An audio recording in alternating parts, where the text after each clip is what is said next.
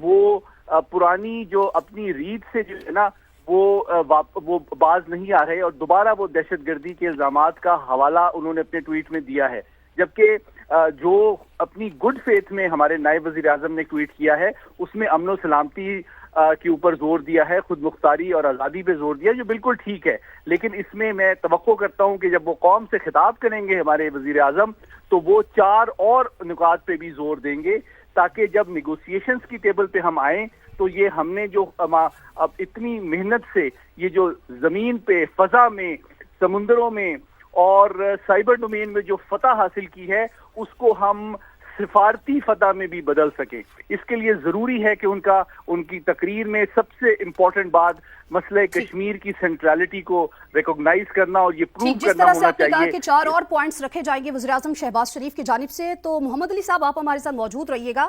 سابق سیکرٹری خارجہ اعزاز چودھری صاحب نے ہمیں جوائن کیا ہے۔ اعزاز صاحب بہت شکریہ سما کو وقت دینے کے لیے۔ اعزاز صاحب، پاکستان نے ہمیشہ امن کی بات کی ہے، لیکن بھارت کو یہ بات کبھی سمجھ نہیں آئی۔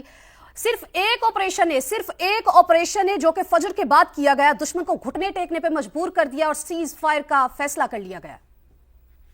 جی، یہ بڑی اچھی بات ہے۔ پاکستان کی ڈیٹرنس اسٹیبلش ہو گئی دوبارہ، کیونکہ پلوامہ کے بعد یہ نہیں ہوا تھا، ہم نے صرف ان کا جہاز گرایا تھا، لیکن امن کی خاطر ہم نے وہ کام کر لیا تھا۔ لیکن اس دفعہ جواب بھی بڑا پروپورشنیٹ ہے، سیولینز کو نہیں مارا، انہی جگہوں سے مارا جہاں سے میزائل ہمارے اوپر داغے گئے۔ تو میں سمجھتا ہوں کہ اس وقت بڑی ہوشیاری سے، بڑی سمجھداری سے، دانش مندی سے ہماری عسکری اور ہماری سول قیادت نے اس کو ہینڈل کیا ہے، ہمارے سفارتکاروں نے اور آپ لوگوں نے بھی، ہمارے میڈیا نے بھی۔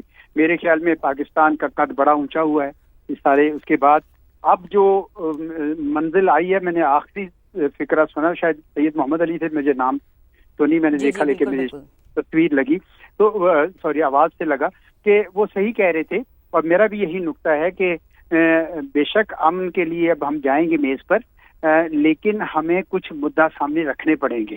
انہوں نے کشمیر کا کہا، بالکل وہ تو سینٹرل ہے، لیکن اس کے علاوہ پانیوں کی بات کرنی ہے، اور ساتھ میں یہ بھی بات کرنی ہے کہ یہ جو بار بار ٹیررزم کا نام لگاتے ہیں اور جھوٹا الزام لگاتے ہیں، نہ انویسٹیگیٹ کرتے ہیں، اس کا بھی کوئی سدے باد ہونا چاہیے۔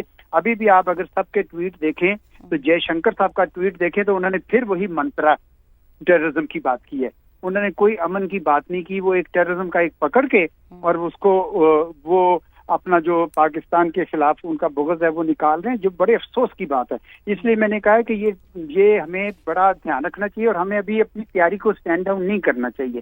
یہ ڈسپٹیو بھی ہو سکتی ہے، یہ موو کسی وقت بھی بدل سکتا ہے، تو اس لیے تیاری بھی رکھنی چاہیے، اور ساتھ ہی ساتھ جو امن اگر آئے گا تو نیچرلی پاکستان اور پاکستان کے عوام تو خوش ہوں گے، لیکن ہمیں جب بات چیت کرنے جائیں تو ایک جیسے کہتے ہیں نا سلائٹلی بیٹر پوزیشن سے اب ہم جا رہے ہیں، نیگوشیٹ کر رہے ہیں کہ اب ہندوستان کے وہ تمام جو تخمینے تھے ہمارے بارے میں وہ ان کے غلط ثابت ہو چکے ہیں، اور الحمدللہ آج ہم ایک پراؤڈ قوم کی طرح یعنی ہمیں فخر کے ساتھ ہم جا کے اس میں بات چیت میں شامل ہوں گے۔ جو بھی بات چیت ہوتی ہے جہاں پہ بھی ہوتی ہے، لیکن یہ 3-4 مدعے جو ہیں یہ اس میں لانے پڑیں گے ہمیں۔ صحیح۔ اور اعزاز صاحب، یہ اس چیز کی بھی جیت ہے کہ پاکستان نے بڑا اچھے طریقے سے ڈپلومیٹیکلی اپنا نیریٹو پیش کیا اور دنیا نے اس کو مانا بھی۔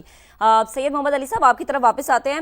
اگر ٹریک ریکارڈ دیکھا جائے بی جے پی کا اور RSS کا تو کچھ اچھا نہیں ہے، کیونکہ دہشت گردانہ پالیسیز میں ہمیشہ وہ آگے رہے ہیں۔ پٹھان کوٹ ہو جائے، اڑی ہو جائے، پلوامہ ہو جائے، پھر پہلگام ہو جائے، ہمیشہ مورد الزام پاکستان کو ہی ٹھہرایا جاتا ہے۔ امید کرتے ہیں کہ شاید اب عقل ٹھکانے آ جائے گی۔ دیکھیں، میں اب جو بات چونکہ مکمل نہیں کر سکا تھا، لیکن اعزاز صاحب نے بالکل وہی بات کی جو میرے ذہن میں تھی۔ وہ 4 پوائنٹس جو بہت ضروری ہیں، بنیادی بات یہ ہے کہ جو ہم نے فضا میں، زمین پہ جو فتح حاصل کی ہے اس کو ہم دیرپا سفارتی محاذ پہ بھی اپنے مفادات کے بہتر اچیومنٹ اور سیکیورٹی میں تبدیل کریں، ایک سفارتی فتح میں بھی کنورٹ کریں۔ اس کے لیے ضروری ہے کہ ہم مسئلہ کشمیر کو دوبارہ سے، ہم نے آج یہ ثابت کر دیا کہ جناب وہ واقعی نیوکلیئر فلیش پوائنٹ ہے۔ دوسری بات کہ جناب جو